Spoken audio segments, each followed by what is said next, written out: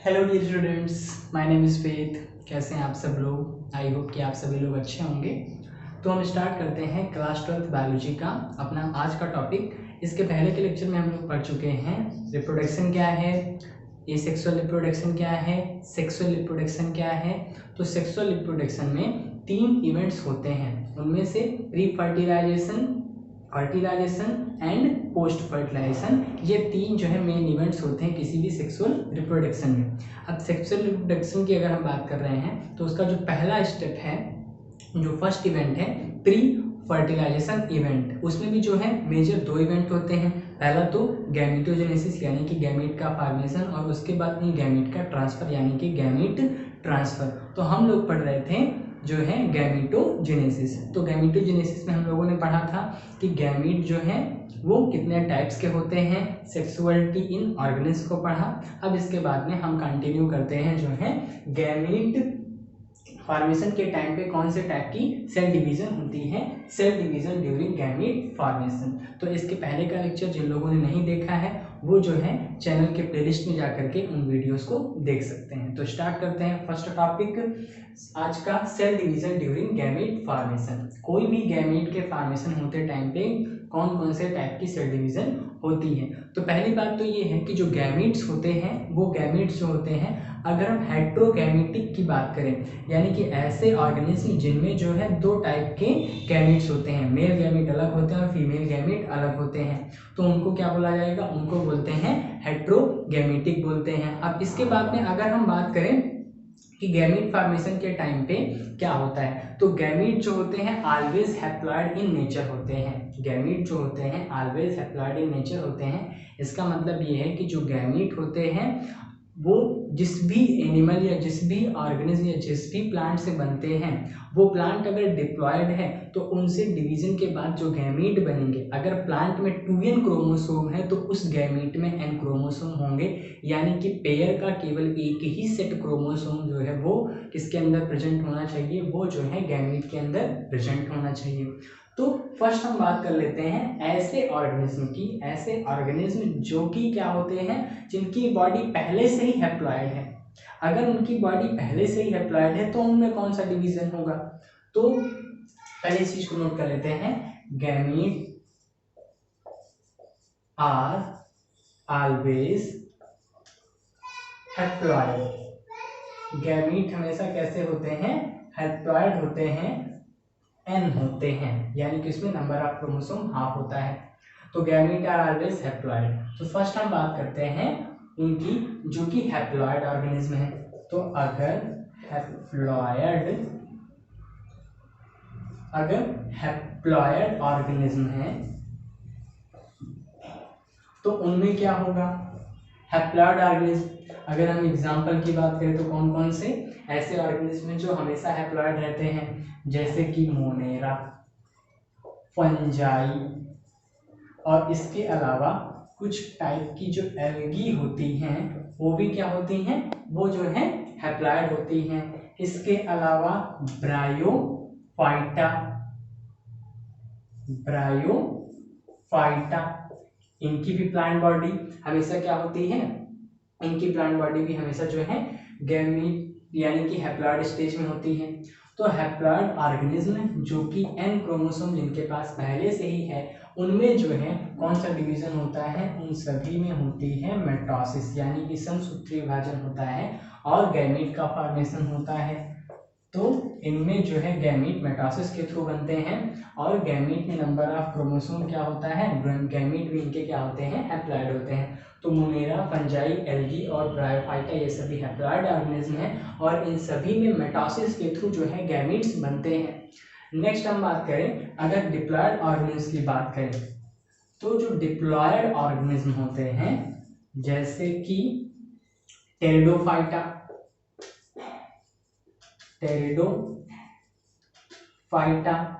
Pteridophyta हो गए। इसके अलावा जो है angiosperm and gymnosperm,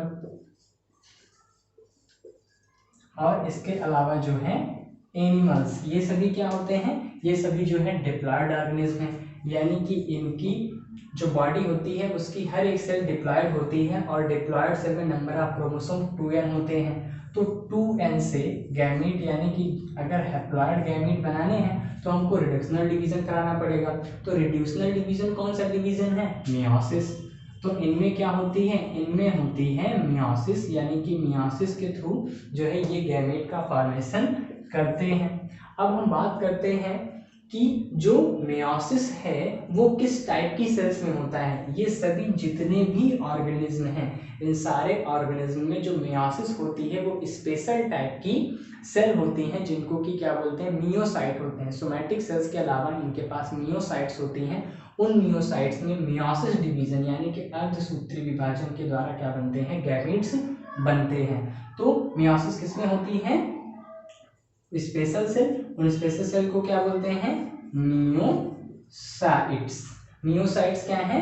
gamete mother cell. ऐसी सेल्स जो कि गैमीट का फॉर्मेशन करती हैं और जिनमें मियोसिस होता है उन्हीं को ही हम क्या बोलते हैं? उन्हीं को ही बोलते हैं हम गैमीट मदर सेल। तो मियोसाइट्स में क्या होगा? मियोसिस होता है, जिसके थ्रू जो है गैमीट का फॉर्मेशन होता है। अब इसके बाद में नेक्स्ट हम बात करते हैं कि जो गैमीट फॉर्मेशन हो गया, अब गैमीट के फॉर्मेशन के बाद में गैमीट का ट्रांसफर कैसे होगा? तो ट्रांसफर ऑफ गैमीट्स की बात करते हैं।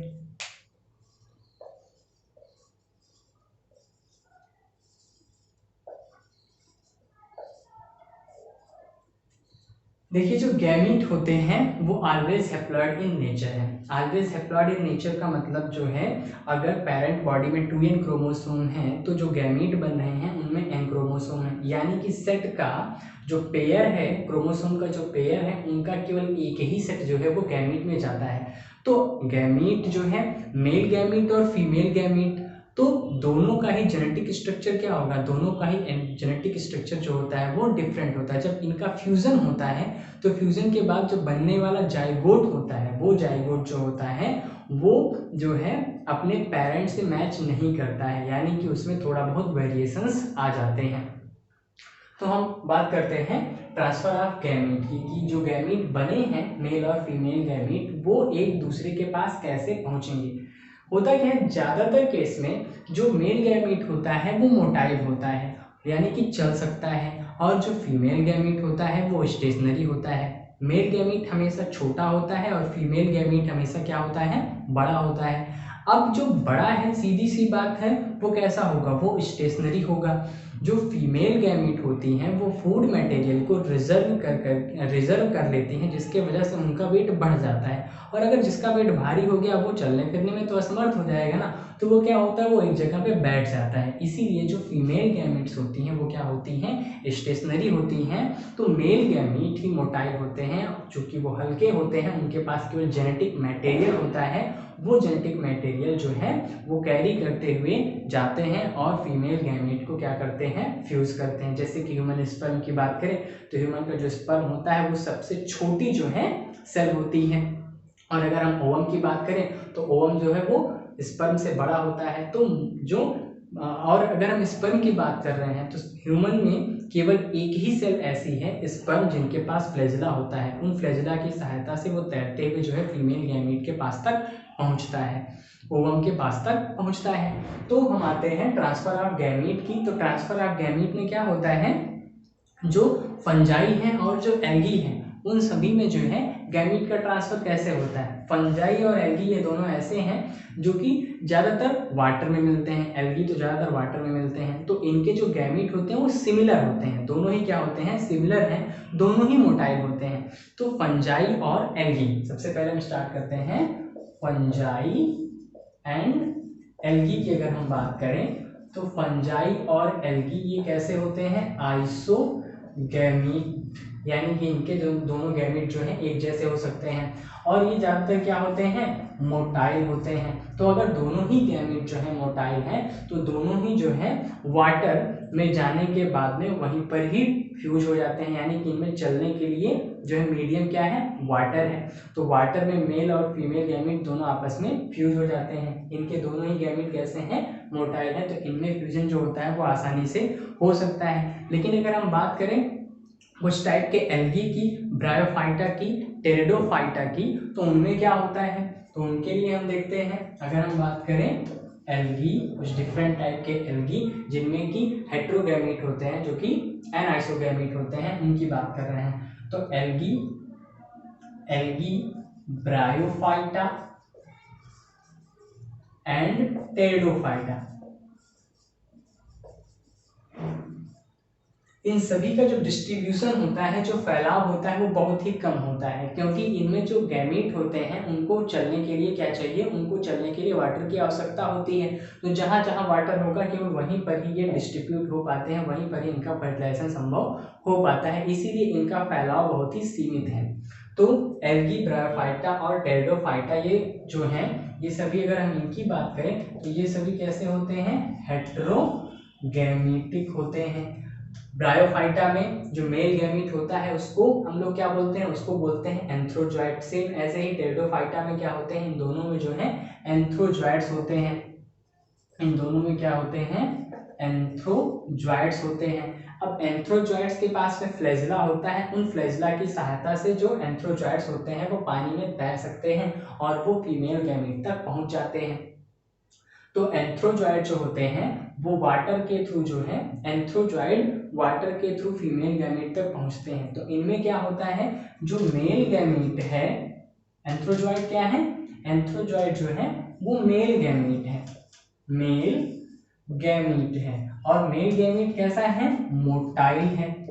अब ये मोटाइल होने के वजह से, फ्लैजिला होने के वजह से ये तैर करके जो है किसके पास तक पहुंच जाता है, फीमेल गैमीट तक पहुंच जाता है। तो इन सभी में जो है गैमीट का ट्रांसफर कैसे होता है, ट्रांसफर ऑफ गैमीट जो होता है थ्रू वाटर होता है, थ्रू वाटर, पानी में तैर करके, एक्सटर्नल मीडियम में तैर करके ये जो है पहुंच जाते हैं। अब इसके बाद अगर हम बात करें हायर प्लांट की, एंजियोस्पर्म, एंजियोस्पर्म जो कि कैसे प्लांट हैं, सीड वाले प्लांट हैं। तो सीड वाले प्लांट क्या करते हैं, एंजियोस्पर्म में जो मेल गैमीट होता है वो क्या होता है, एंजियोस्पर्म में मेल गैमीट होता है पॉलन ग्रेन, इसमें जो है पॉलन ग्रेन्स होते हैं जो कि क्या होते हैं, जो कि होते हैं मेल गैमीट। अब इनमें जो है डिफरेंट टाइप की मैकेनिज्म मिलती है जिनकी सहायता से क्या होते हैं, जो पॉलन ग्रेन्स होते हैं वो किसके पास तक पहुंचते हैं, पॉलन ग्रेन्स जो होते हैं एग तक पहुंचते हैं, जो पिस्टिल होता है वहां तक पहुंचते हैं। तो इनमें जो है पॉलिनेशन होता है, पॉलिनेशन के थ्रू जो पॉलन ग्रेन होते हैं वो जो है एग तक पहुंचते हैं, ओव्यूल तक पहुंचते हैं और जाकर के उसको फर्टिलाइज करते हैं।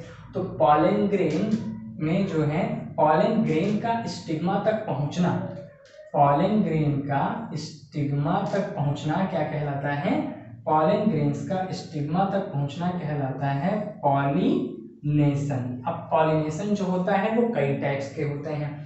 पॉलिनेशन में वाटर के थ्रू है तो हाइड्रोफिली होता है, अगर कीटों के द्वारा हो रहा है, पॉलन ग्रेन जो होते हैं वो कीटों के ऊपर चिपक जाते हैं और वो जा करके फ्लावर पे जब पहुंचते हैं तो वहां पर पॉलिनेशन होता है, तो उसको बोलते हैं इंटेमोफिली बोलते हैं, हाइड्रोफिली, इंटेमोफिली। और वायु के द्वारा परागण, अगर ऐसे पॉलन ग्रेन है जो कि हल्के हैं और नॉन स्टिकी हैं तो वो जो है स्टिग्मा तक कैसे पहुंचते हैं, वो सभी जो है स्टिग्मा तक जो है वायु के द्वारा उड़ करके पहुंच जाते हैं, तो उसको बोलते हैं एनीमोफिली। इन सब के बारे में हम लोग डिटेल में दूसरे चैप्टर में पढ़ेंगे।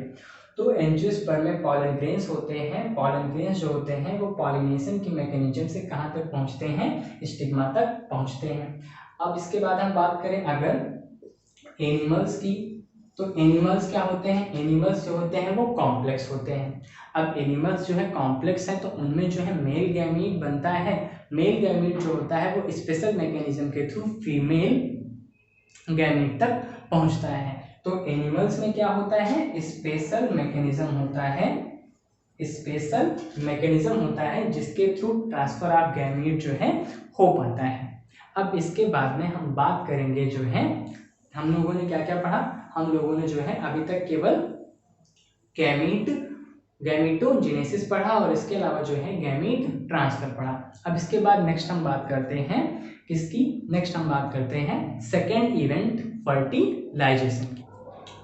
फर्टिलाइजेशन से पहले हम कुछ और बातें जान लेते हैं। वो ये है कि अगर हम बात करें मेल और फीमेल गैमीट्स की, तो मेल गैमीट्स की संख्या काफ़ी ज़्यादा होती है और फीमेल गैमीट्स की संख्या कम होती है। इसका कोई ना कोई तो कारण होगा।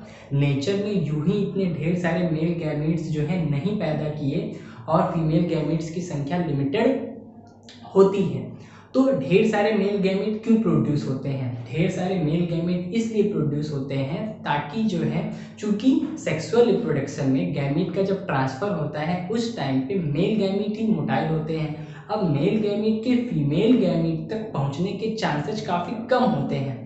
अब इसी चांस को और बढ़ाने के लिए हो सकता है कि कुछ मेल गैमीट पहुंचने से पहले ही क्या हो जाए, नष्ट हो जाए। इस वजह से मेल गैमीट्स काफ़ी सारी संख्या में उत्पन्न होते हैं ताकि जो कमी है, जो नष्ट हो गए हैं, उन सभी की कमी को पूरा किया जा सके, सेक्सुअल रिप्रोडक्शन कंप्लीट हो सके।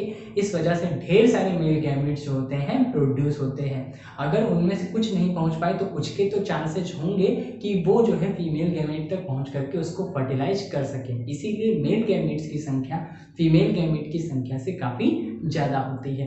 तो हम बात करते हैं अब इसके बाद में सेकेंड इवेंट फर्टिलाइजेशन की। सेकेंड इवेंट है सेक्सुअल रिप्रोडक्शन में फर्टिलाइजेशन। फर्टिलाइजेशन होता क्या है? मेल और फीमेल गैमीट का फ्यूजन ही क्या कहलाता है? फर्टिलाइजेशन कहलाता है। तो मेल और फीमेल गैमीट के फ्यूजन को ही सिंगेमी भी बोला जाता है। तो सिंगेमी एक प्रोसेस है जिसके थ्रू क्या होता है, फर्टिलाइजेशन होता है। दोनों ही एक दूसरे के सिनोनिम हैं। मेल गैमीट और फीमेल गैमीट के फ्यूजन को सिंगेमी भी कहते हैं और उसी को हम क्या बोलते हैं, उसी के लिए हम फर्टिलाइजेशन टर्म का भी यूज करते हैं। तो फर्टिलाइजेशन क्या है? फ्यूजन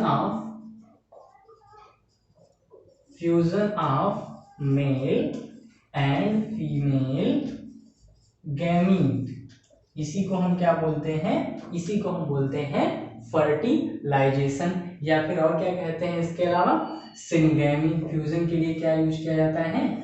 सिंगेमी वर्ड यूज किया जाता है। तो क्या हो, अगर मान लीजिए बाई चांस फर्टिलाइजेशन हो ही ना, मेल गैमीट और फीमेल गैमीट जो हैं वो फ्यूज ना हो, तो क्या होगा? तब तो सेक्सुअल रिप्रोडक्शन होगा ही नहीं और उस जीव की जनरेशन वहीं पे समाप्त हो जाएगी। पर कुछ जीवों ने ऐसी क्षमता विकसित कर ली है कि गैमीट से ही एक पूरा का पूरा जो है ऑर्गेनिज्म बन सकता है। तो इस घटना को क्या कहते हैं? विदाउट फर्टिलाइजेशन अगर ऑर्गेनिज्म बन रहा है तो उस घटना को हम क्या कहते हैं? विदाउट फर्टिलाइजेशन अगर कोई भी ऑर्गेनिज्म बनता है तो उसके लिए यूज किया जाता है पार्थेनोजेनेसिस। क्या यूज करते हैं हम लोग टर्म? पार्थेनोजेनेसिस। तो पार्थेनोजेनेसिस क्या है? Formation of organism without fertilization. Formation of organism without fertilization, जैसे कि रॉटिफर्स हो गई और कुछ टाइप के रेप्टिलियंस जो होते हैं वो क्या शो करते हैं? पार्थेनोजेनेसिस शो करते हैं। एग्जाम्पल की बात कर लें तो जो ड्रोन्स होते हैं, यानी कि जो मधुमक्खी है, रानी मधुमक्खी, उससे जो ड्रोन्स उत्पन्न होते हैं, वो ड्रोन्स कैसे उत्पन्न होते हैं? जो रानी मधुमक्खी होती है, क्वीन हनी बी, वो क्या करती है? वो एग प्रोड्यूस करती है और जो एग अनफर्टिलाइज रह जाते हैं वही किस में कन्वर्ट हो जाते हैं? वही जो है मेल बी में कन्वर्ट हो जाते हैं, यानी कि वो क्या बन जाते हैं? नर या फिर ड्रोन्स बन जाते हैं। तो ये भी घटना किसकी है? ये जो है पार्थेनोजेनेसिस की है। पार्थेनोजेनेसिस किसमें होता है? हनी बी में देखा जाता है और इसके अलावा रॉटिफर्स में देखा जा सकता है। रॉटिफर्स में देखा जा सकता है। टर्की नाम का एक पक्षी है, उसमें भी जो है पार्थेनोजेनेसिस होती है। इसके अलावा अगर हम बात करें कि विदाउट फर्टिलाइजेशन फ्रूट का फॉर्मेशन, तो उसके लिए पार्थेनोकार्पी यूज की जाती है, क्योंकि फ्रूट क्या है? वो कार्पल से डेवलप होता है।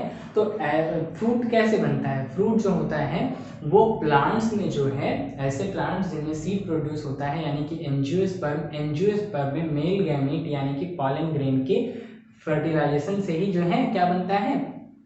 फ्रूट बनता है। तो अगर जो है फर्टिलाइजेशन होगा ही नहीं तो सीड ही नहीं बनेगा। तो ऐसे जितने भी प्लांट्स जो कि विदाउट फर्टिलाइजेशन फ्रूट का फॉर्मेशन करते हैं उनको हम क्या बोलते हैं, उन फ्रूट्स को बोलते हैं पार्थेनोकार्पिक फ्रूट्स बोलते हैं। और पार्थेनोकार्पिक फ्रूट्स कैसे होंगे, चूंकि उनमें एग का फर्टिलाइजेशन हुआ ही नहीं है तो पार्थेनोकार्पिक फ्रूट कैसे होते हैं, सीडलेस होते हैं। यहाँ पर नोट कर लेते हैं बात,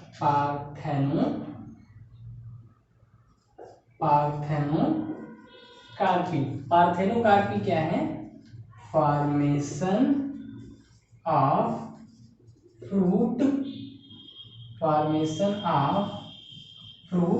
विदाउट फर्टिलाइजेशन,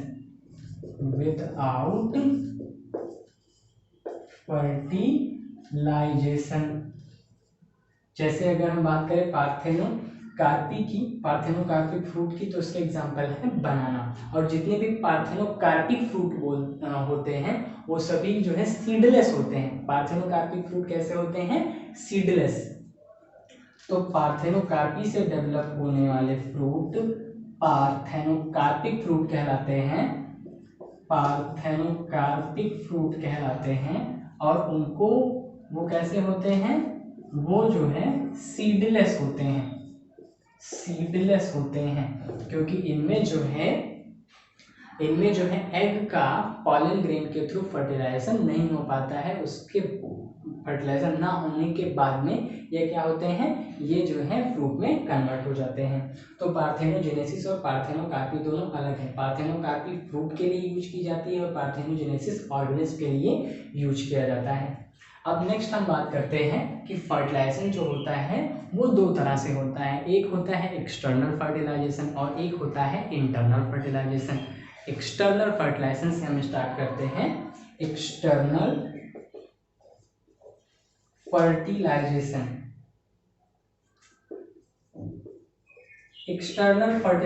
क्या है, एक्सटर्नल का मतलब बाहर। अगर फर्टिलाइजेशन की प्रोसेस एनिमल बॉडी या ऑर्गेनिज्म के बाहर हो रही है तो उसको हम बोलते हैं एक्सटर्नल फर्टिलाइजेशन। एक्सटर्नल फर्टिलाइजेशन में जो फर्टिलाइजेशन की प्रोसेस होती है वो आउटसाइड द बॉडी होती है। तो फर्टिलाइजेशन कहाँ होगा, फर्टिलाइजेशन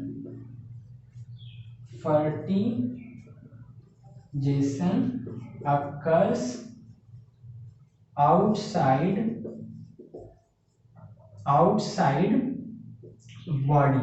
बॉडी के बाहर अगर हो तो उसको हम बोलेंगे external fertilization. Occurs outside body.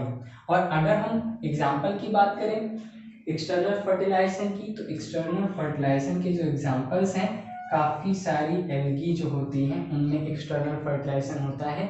उनके जो गैमीट्स होते हैं वो वाटर में ही फ्यूज हो जाते हैं, मेल और फीमेल गैमीट। तो एल्गी हो गई। एल्गी के अलावा एक्सटर्नल फर्टिलाइजेशन जो होता है, जो बोनी फिश होती हैं, जितनी भी अस्थिल मछलियाँ होती हैं, वो क्या करती हैं, उनका जो एग होता है हैप्लॉयड एग, वो भी जो है पानी में छोड़ दिया जाता है और जो स्पर्म होते हैं वो जाकर के पानी में ही एक्सटर्नल मीडियम में ही जो है उनका फ्यूजन होता है। तो एल्गी हो गई और बोनी फिश इनमें जो है एक्सटर्नल फर्टिलाइजेशन होता है। और इसके अलावा अगर हम बात करें एम्फीबियंस की तो एम्फीबियंस जैसे कि मेढक की बात कर रहे हैं तो मेढक जो होता है, मेढक का एग जो होता है वो भी वाटर में होता है और जो उसके स्पर्म होते हैं वो बाहर निकल करके पानी में ही जा करके उस एग को फर्टिलाइज कर देते हैं। तो इस तरह से आउटसाइड द बॉडी होने वाले फर्टिलाइजेशन को हम एक्सटर्नल फर्टिलाइजेशन बोलते हैं। और एक्सटर्नल फर्टिलाइजेशन की घटना जो है मोस्टली एक्वेटिक ऑर्गेनिज्म में होती है, जैसे कि एल्गी भी एक्वेटिक है, बोनी फिश भी एक्वेटिक है और काफ़ी सारे एम्फीबियंस को जो है वाटर और टेस्टिशियल दोनों होते हैं, यानी कि जमीन पे भी रहते हैं और जो है पानी में भी रहते हैं। नेक्स्ट हम बात करते हैं इंटरनल फर्टिलाइजेशन की।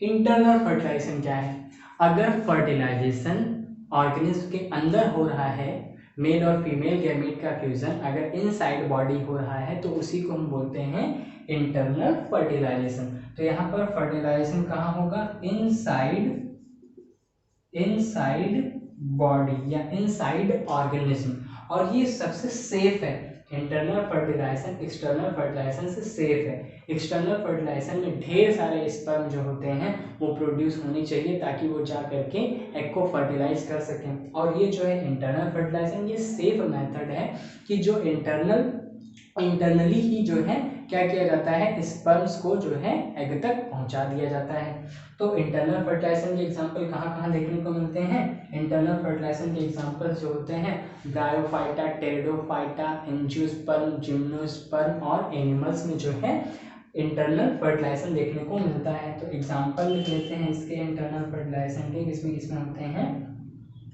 ब्रायोफाइटा,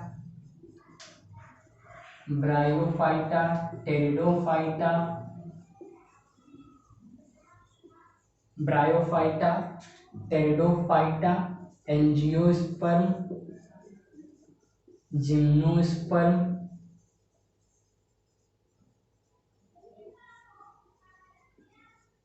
एंड इसके अलावा जो है एनिमल्स में काफ़ी सारे एनिमल्स, जैसे ह्यूमंस की बात करें तो ह्यूमन में भी जो है क्या होता है, इंटरनल फर्टिलाइजेशन होता है।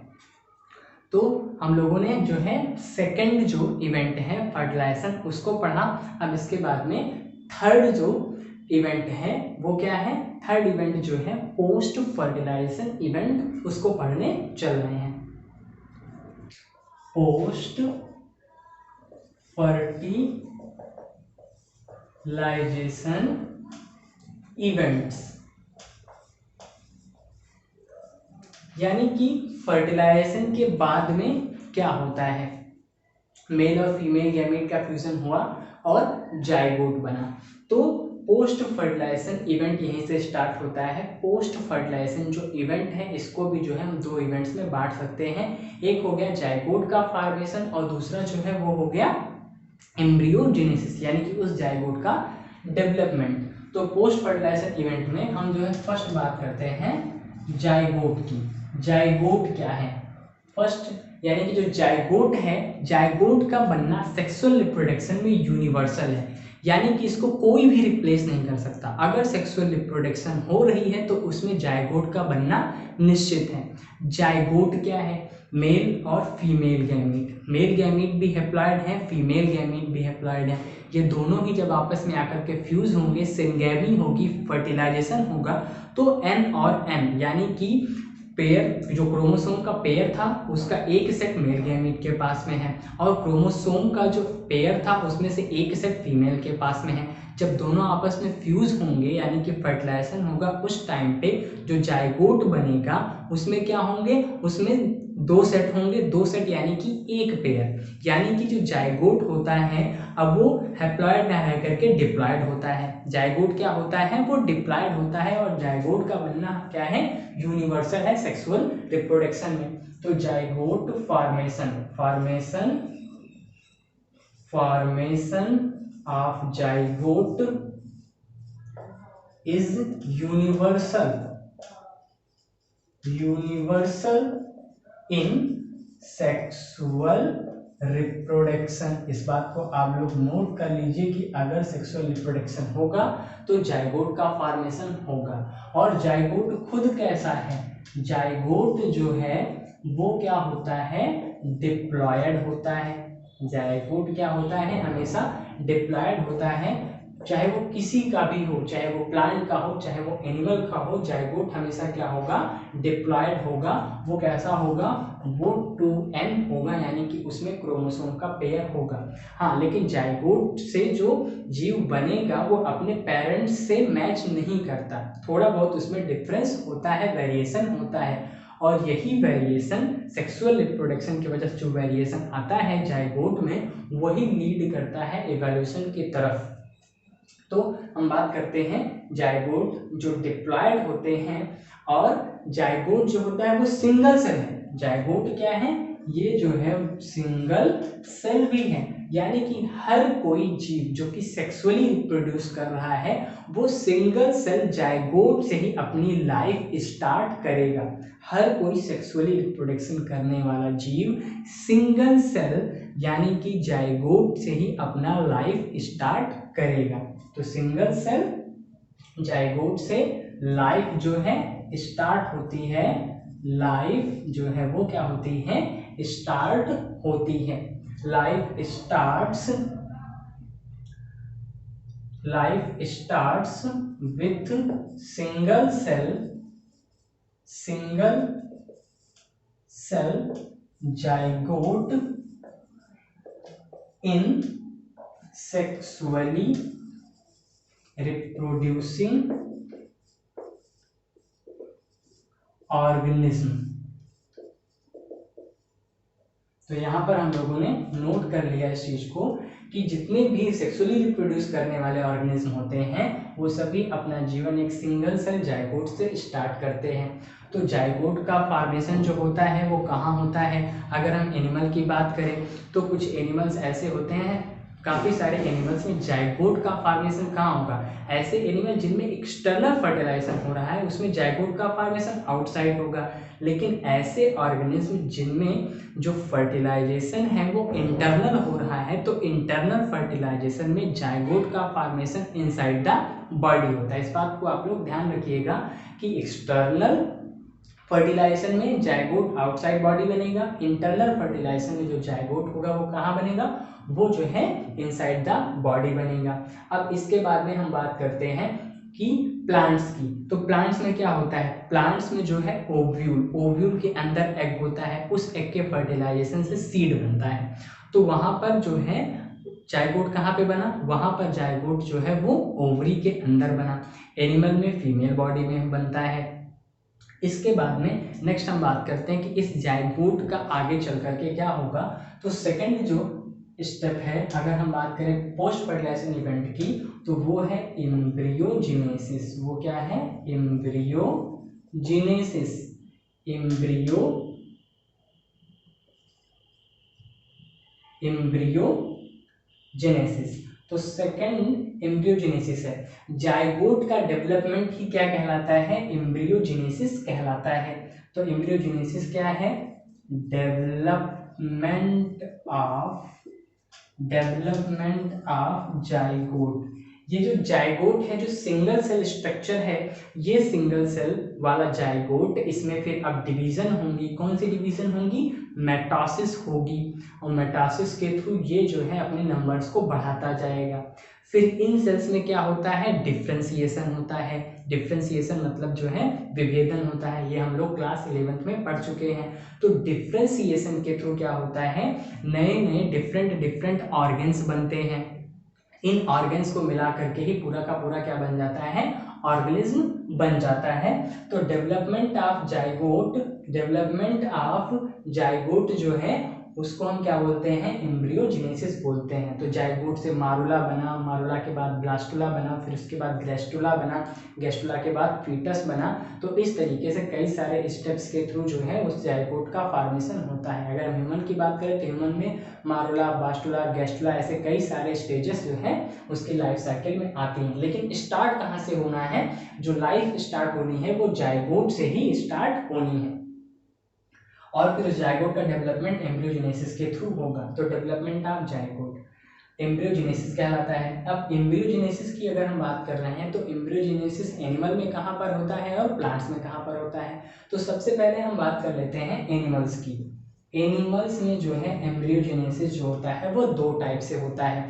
कुछ एनिमल्स ऐसे होते हैं जिनमें जाइगोट जो होता है वो कन्वर्ट हो जाता है एग में, और एग के रूप में ही जो होते हैं ऑर्गेनिज्म वो उन्हीं एग से बाहर निकलते हैं। तो वो एनिमल्स जिनमें कि जाइगोट का डेवलपमेंट आगे चल करके एग के थ्रू होगा उनको हम क्या बोलेंगे? उनको बोलते हैं ओविपारस। एनिमल जो होते हैं वो दो टाइप से होते हैं, उनमें डेवलपमेंट दो टाइप से होगा जाइगोट का। कुछ एनिमल क्या होंगे? ओविपारस होंगे। कुछ एनिमल क्या होंगे? ओविपारस।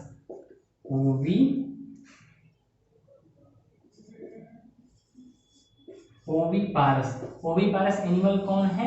Egg laying animal. ऐसे जीव जो अंडे देते हैं उनको हम क्या बोलते हैं? ओविपारस बोलते हैं। तो ओविपारस के एग्जांपल क्या हो गए? रेप्टिलिया, एम्फीबिया, ये सभी जो होते हैं क्या देते हैं, ये सभी जो है ओविपारस होते हैं। इसके अलावा बर्ड्स, एवीज जो होते हैं वो भी क्या होते हैं, ओविपारस होता है। क्लास एवीज जो है वो भी एविपारस है। अब इसके बाद हम बात करते हैं विविपारस। विविपारस एनिमल क्या होते हैं, विविपारस एनिमल ऐसे होते हैं जो कि क्या होते हैं, they give birth to young one. ये क्या देते हैं, ये बर्थ देते हैं, बर्थ टू यंग वन, यानी कि ये डायरेक्टली जो है बेबीज को डिलीवर करते हैं। तो विविपारस के एग्जाम्पल की बात करें तो इसका एग्जाम्पल हो जाएगा ह्यूमन, यानी कि क्लास मैमेलिया जो है उनमें काफी सारे एनिमल्स होते हैं विविपारस होते हैं। तो ओविपारस और विविपारस। शार्क जो होती है, शार्क कैसी होती है, शार्क जो है वो विविपारस होती है। तो ओविपारस और विविपारस की अगर हम बात कर रहे हैं तो इनमें से ज्यादा अच्छा तरीका कौन सा है, जो ओविपारस होते हैं वो सभी जो होते हैं एक्स देते हैं, वो सभी क्या देते हैं, एक्स देते हैं। और एक्स जो होते हैं वो कैल्केरियस सेल यानी कि कैल्शियम कार्बोनेट के कवच से ढके रहते हैं। अब उसी के अंदर ही वो जाइगोट एम्ब्रियो में कन्वर्ट होता है और उसमें से फिर हैचिंग के बाद कुछ टाइम के बाद एक नया ऑर्गेनिज्म बाहर निकलता है। तो इनमें जो है लाइफ के सर्वाइवल के चांसेस काफ़ी कम होते हैं। इसी वजह से जो एनिमल्स होते हैं ओविपारस एनिमल वो ढेर सारी संख्या में जो है अंडे देते हैं, क्योंकि इनमें सर्वाइवल के चांसेस काफ़ी कम हैं। और अगर हम विविपारस की बात करें तो विविपारस जो एनिमल होते हैं वो क्या होते हैं, वो जो है उनमें सर्वाइवल का चांस काफ़ी ज़्यादा है, क्योंकि वो जो है फीमेल बॉडी के अंदर ही जो है उनका जो जाइगोट है वो एम्ब्रियो के रूप में डेवलप हो रहा है। तो वहाँ पर उसको जो एनवायरनमेंट मिल रहा है वो काफ़ी प्रोटेक्टिव एनवायरनमेंट है। प्रोटेक्टिव एनवायरनमेंट होने की वजह से उनके सर्वाइवल के चांसेस काफ़ी ज़्यादा होते हैं। तो हम लोगों ने ओविपारस पढ़ा और इसके बाद विविपारस पढ़ा। इसके बाद हम बात करते हैं प्लांट्स की। तो प्लांट्स में क्या होता है, प्लांट्स में जो है हायर प्लांट्स, अगर हम एंजियोस्पर्म की बात कर रहे हैं तो सीड वाले प्लांट एंजियोस्पर्म में क्या बनता है, एंजियोस्पर्म में जो जाइगोट है वो डेवलप हो जाता है सीड में। वो किस में डेवलप होता है, वो डेवलप होता है सीड में। और सीड जो ओवरी होती है, ओवरी के अंदर बनते हैं सीड। जब फ्लावर का फर्टिलाइजेशन हो जाता है एंजियोस्पर्मिक प्लांट्स में, तो फर्टिलाइजेशन के बाद में बनता है जो ओवरी है वो कन्वर्ट हो जाती है फ्रूट में, और उसके अंदर जाइगोट यानी कि एग के फर्टिलाइजेशन से जो जाइगोट बना है वो डेवलप हो जाता है सीड में। और बाकी जो अदर रिप्रोडक्टिव स्ट्रक्चर हैं, जो स्टेमन्स होते हैं वो गिर जाते हैं। और इसके अलावा जो है उनकी जो पंखुड़ियाँ होती हैं, सेपल्स और पेटल्स, वो भी क्या हो जाते हैं, डेवलपमेंट के टाइम पे गिर जाते हैं। उनकी जो ओवरी होती है वो कन्वर्ट हो जाती है फ्रूट में, और उसके अंदर जो उनका जाइगोट है वो सीड के रूप में डेवलप होता है। तो इस तरह से हम लोगों ने जो है सेक्सुअल रिप्रोडक्शन को कंप्लीट किया। तो एसेक्सुअल और सेक्सुअल रिप्रोडक्शन हम लोगों ने दोनों पढ़ा। अगर हम डिफरेंस की बात करें एसेक्सुअल और सेक्सुअल रिप्रोडक्शन में मेन डिफरेंस क्या है, तो हम इसको लॉटरी से समझ सकते हैं। होता क्या है, अगर हम एसेक्सुअल रिप्रोडक्शन की बात करें तो एसेक्सुअल रिप्रोडक्शन हमेशा ही जो है फेवरेबल कंडीशन में होता है, और सेक्सुअल रिप्रोडक्शन की बात करें तो अनफेवरेबल कंडीशन में होता है। अब इनमें से बेटर कौन सा है, तो एसेक्सुअल रिप्रोडक्शन को हम उस लॉटरी की तरह समझ सकते हैं कि किसी आदमी ने क्या किया, कई सारी टिकट्स खरीदी और सारे टिकट्स का नंबर एक ही है। अब अगर एडवर्स कंडीशन आती है तो हो सकता है कि उसकी लॉटरी का नंबर लगे ही ना, उसके पास जो नंबर है लॉटरी का वो लगे ही ना, क्योंकि उसने काफ़ी सारे लॉटरी के टिकट खरीदे और सारे एक ही जैसे। लेकिन अगर हम सेक्सुअल रिप्रोडक्शन की बात करें तो सेक्सुअल रिप्रोडक्शन में क्या होता है, सेक्सुअल रिप्रोडक्शन बिल्कुल उसकी तरह है कि एक आदमी ने कई सारे लॉटरी के टिकट खरीदे और वो भी डिफरेंट नंबर के। अब अगर एनवायरनमेंट चेंज हुआ यानी कि उसके लिए अनफेवरेबल कंडीशन आई, तो अनफेवरेबल कंडीशन में क्या होगा, अनफेवरेबल कंडीशन में कोई ना कोई तो लॉटरी का टिकट लग जाएगा, क्योंकि सेक्सुअल रिप्रोडक्शन में कई सारे स्टेजेस आ रहे हैं। अब वो सभी में से कोई ना कोई स्टेज तो ऐसी होगी जो कि उसको जो है उस एडवर्स कंडीशन में, अनफेवरेबल कंडीशन से उसको जो है सर्वाइव कर लेगी, क्योंकि वहाँ पे सीड बनता है, फिर वो सीड जो है वो ओवरी के अंदर डेवलप हो रहा है, यानी कि काफ़ी सारा प्रोटेक्टिव इन्वायरमेंट जो है सेक्सुअल रिप्रोडक्शन में उसको मिलता है, जो कि उसको अनफेवरेबल कंडीशन से बचा लेता है।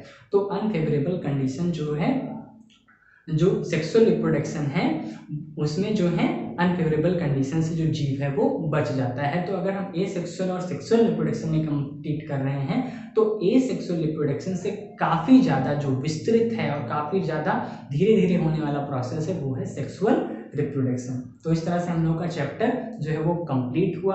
अब इसके बाद हम लोग पढ़ेंगे नेक्स्ट चैप्टर। तो नेक्स्ट चैप्टर जो हम लोग अगली वीडियो में कंटिन्यू करेंगे। अगर आप सभी लोगों को ये वीडियो अच्छा लगा हो तो आप लोग जो है लाइक करें, शेयर करें और सब्सक्राइब करें। तब तक के लिए थैंक यू।